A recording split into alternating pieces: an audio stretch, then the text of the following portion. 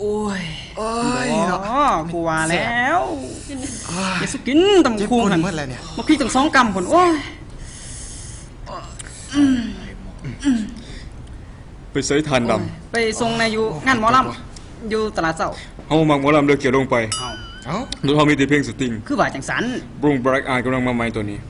เปิดหมอลำให้ฟังแน่ข่อยมีเพลงหมอลำมีแต่เพลงสตริงกันยังวะเดี๋ยวนี้ข่อยฟังแต่เพลงสตริงแบล็กอายแฟนข่อยเองจะฟังหรือบ่ฟังกันแล้วกูบ่มักเพลงสตริงหันหน้ายังว่าฟังหมอลำมึงบ่เข้าใจบ่หมอลำสาวน้องให้หมอลำบ้านเกิน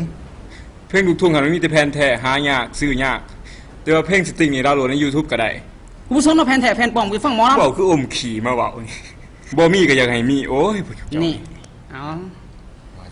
ทุยว่าแขวหั่นน่ะโอ้ยมึงบ่เข้าใจบ่กูอยากฟังเพลงสาวน้องบอนหรือว่าสาวน้องให้เข้าใจอยู่แต่ว่าเจ้าแซ่ข่อยบีบขี่เป็นน้ำมันบ่โอ้น่ะเด้มึงมักจังได๋ดิว่าหมอลำมึงเข้าใจบ่หมอลำเอาพูดข่าวมึงเอาไปทำลำกูฟังข่อยดำบ่เป็นบ่เคยดำจักเทื่อน้ำแม่น้ำบ่อยากได้ยินเจ้ามันบ่แม่นจังสันดำให้ฟังหน่อยติอันนั้นกูสิดำมึงฟังเอาฟังโอ้ยโอ้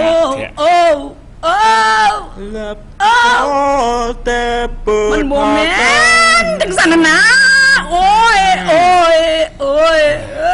จึงเป็นหยะเปิดให้ฟังได้ก็แล้วเปิดให้ฟังไปโดนไหนก็แล้วนี่ล่ะอยู่สิแม่ถือใจแน่เปิดเสียงกันนะเปิดเสียงกันนะมันคอยโพดกูฟังบ่คักมาได้เปิดนี่ได้บ่เปิดกันจักสิล่ะ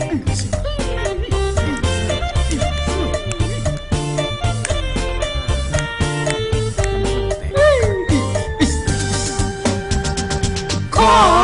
ยจงคอยน้องอยู่น้องบนหัวใจอาวรเพลงกับคนสาวน้องบนให้คิดถึง